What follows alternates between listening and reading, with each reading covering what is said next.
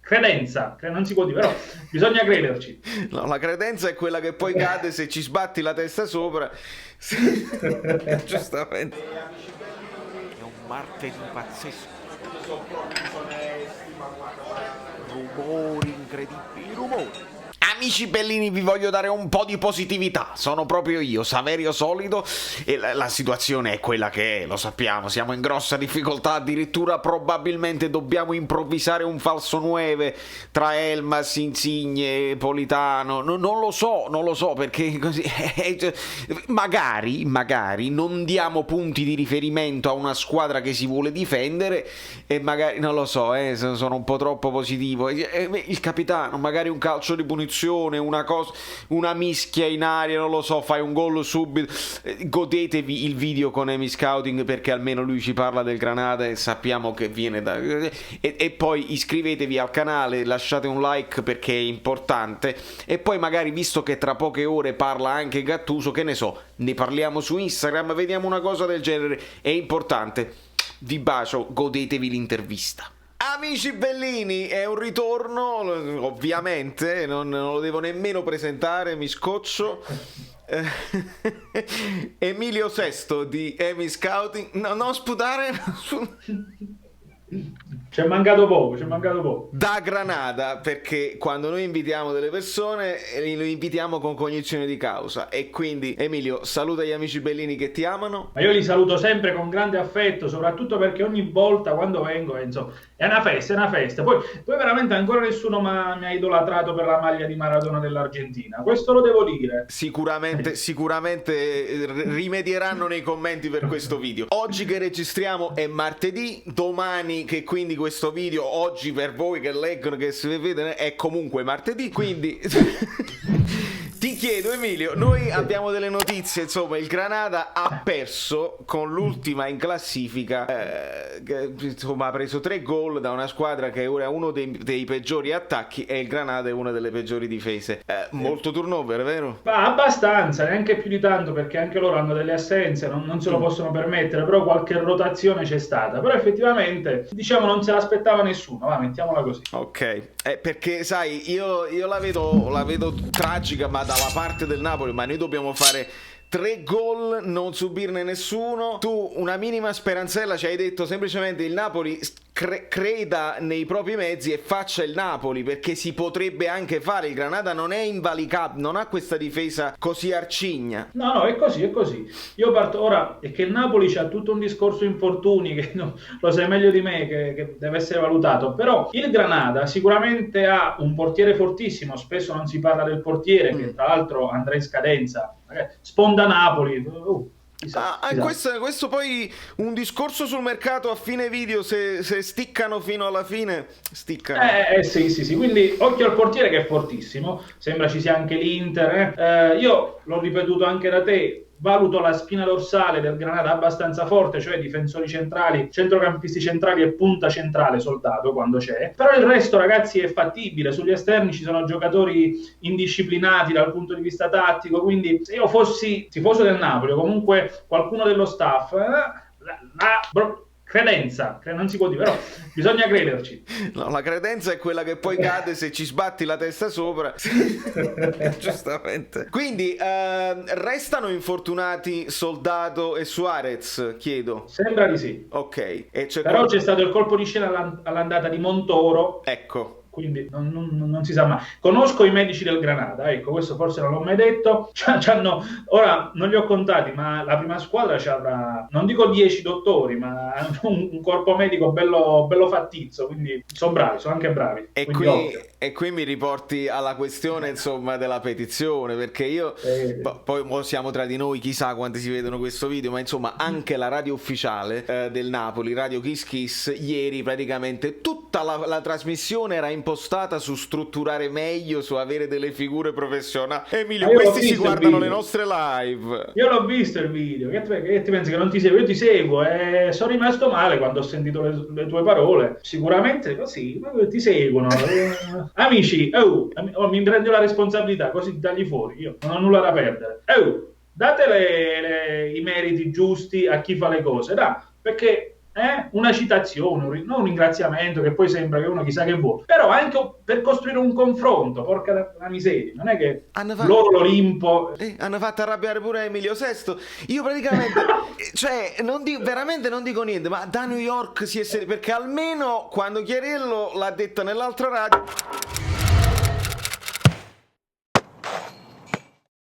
Si è detto c'è stata questa petizione, non l'ha messa come farina sua del suo sacco. Oggi era talmente smaccata la cosa, ma va bene, non fa niente. Ritorniamo al discorso in generale, perché tu mi parli dei medici, delle figure professionali. Tu ci hai detto una figura che molto spesso non è considerata in Italia, che è quella del segretario tecnico, che può aiutare, che può fare da tramite. Ma la notizia, io ho seguito oggi bene, è che pare che Giuntoli stavano parlando con l'agente di Gonalons.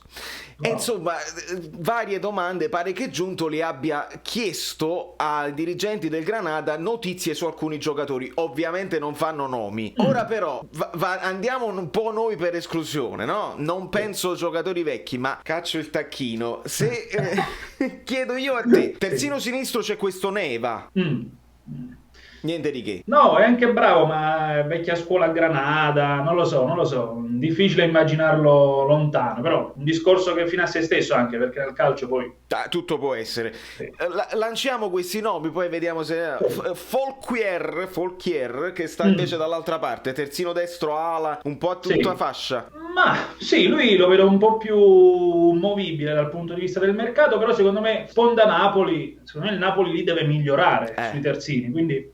No, io fossi Giuntoli no. Sono giocatori di seconda fascia, possiamo dirlo tranquillamente. Sì, dai, sembra brutto, però insomma sì, dai. L'unico che forse spicca un pochino di più come nome, anche come valutazione secondo i siti, è questo Herrera, ma è proprietà del Manchester City. Esatto, lui è forte, però anche lì con un prestito, chi lo sa, tutto può essere, però sta facendo molto bene qui a Granada, tanta roba, da quel punto di vista interessante, sì, lo terrei d'occhio, il nome dei tre è più interessante, quindi occhio. E adesso ti faccio una domanda finale che non riguarda i nomi, ma dico, secondo te, se Giuntoli è in uscita, nel senso se già sa che non sarà il direttore tecnico dell'anno prossimo, quando fa delle domande interessanti ai giocatori, lo fa per se stesso? Cioè, capisci il quadro che cerco di delineare? Se chiede di qualche giocatore e poi sa che l'anno prossimo non è più lui a dirigere il Napoli a livello tecnico, restano i nomi per il Napoli o per la prossima squadra che andrà a dirigere? No, tutto materiale del Napoli. L'unico scenario che mi viene in mente è, ipotizziamo sempre un discorso, De Laurentiis che va da Giuntoli, dice Giuntoli, per la prossima tu sei ancora sotto contratto, quindi devi lavorare. Per la prossima stagione ci serve un terzino, abbiamo nominato i terzini del Granada, un centrocampista centrale, lavora, poi quello che è il suo lavoro rimane alla società, chi verrà dopo di lui valuterà, insomma, prenderà le sue decisioni, però ipotizzo che attualmente è sotto contratto da parte del Napoli, quindi lavora per il Napoli.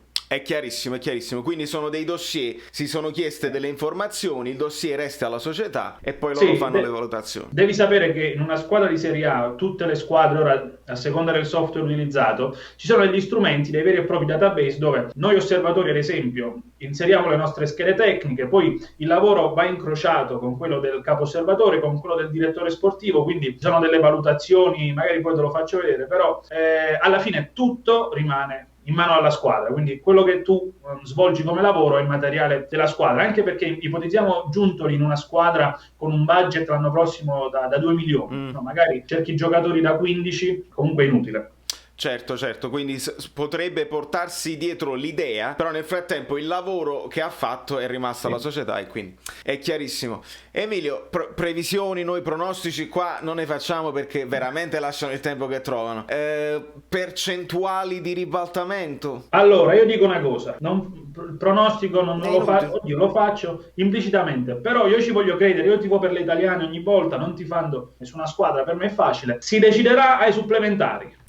Quindi secondo me, che voi avete il problema degli infortuni, mannaggia la miseria. E a questo punto io te lo chiedo pure, visto che Osimhen ha battuto la testa, cioè io non ce la faccio più, cioè, veramente io rido per non piangere, perché in una situazione dove stai recuperando, non sono nemmeno al 100%, quello batte la testa 2 volte e non si ricorda come si è fatto, ma cioè stiamo proprio a livelli incredibili. Vuole recuperare, ma lo terranno a riposo precauzionale, giustamente. Pare si stia recuperando Mertens, quindi si pare che possa, però tu rischieresti, cioè è un giocatore in recupero che già hai buttato nella mischia con la Juve e ha avuto la ricaduta. Se non gioca lui bisogna inventarsi un falso 9. Io voglio sperare che il Napoli non dia per persa l'Europa League. Ecco. Lo spero io da amante dello sport, tiferò Napoli come tiferò le altre italiane in Europa. A me piacerebbe vedere un Napoli che va lì per giocare, perché le qualità sulla carta ce le ha, al netto dell'infortunio. Dovesse tornare Mertens già sarebbe una bella mano, però come hai detto tu il rischio c'è. Se dici Europa League ragazzi quest'anno è andata così, Covid, magari ti autoconvinci di alcune situazioni, non lo rischi, lì diventa difficile, però dai, io spero che possa recuperare e che possa essere. Qualcuno ipotizzava Politano, qualcuno Insigne come falso 9. Sì, il discorso falso 9. Io l'ho chiesto anche a Paolo De Gene in radio. Lui ha detto tra Politano e gli altri preferisce Elmas, almeno per lasciare Politano nella sua zona di competenza, perché sennò rischi di non avere né quello né quello. Giusto. Bel pensiero, mi piace, ha senso, anche perché Politano, se va in difficoltà già nel suo ruolo, insomma, si nota. Lì parte di default in difficoltà. Poi magari hai anche un altro handicap appunto nel ruolo di Politano. Sì, mi piace come pensiero, mi associo, ne convengo. Stanno festeggiando in città, sono tutti contenti di questa possibilità. Ora è scemato l'entusiasmo, perché secondo me c'è la consapevolezza che il Napoli è più forte, ripeto, al netto del problema infortuni. La sera della vittoria qui c'erano rumori, quello e quell'altro, però secondo me la tensione inizia a tornare, quindi... Ok, mi piace chiudere così, con una squadra che deve venire a casa nostra un pochino, sai, un po'... Sì, il problema che avete voi è l'allenatore del Granada, Diego Martinez, che lui non lo dico, però c'ha gli attributi fumanti, e sa trasmetterlo alla squadra, quindi da quel punto di vista l'approccio del Granada, ragazzi, fa paura in ogni partita, quindi quello è il problema che avete. Poi tecnicamente, tatticamente, dai, ce la si può fare. Signori miei, vi invito a seguire su tutte le cose possibili Emi Scouting, Instagram, YouTube, Twitch. Ho detto Twitch, fa niente, seguite, fate tutte le cose, perché non c'è qualità più alta di questa.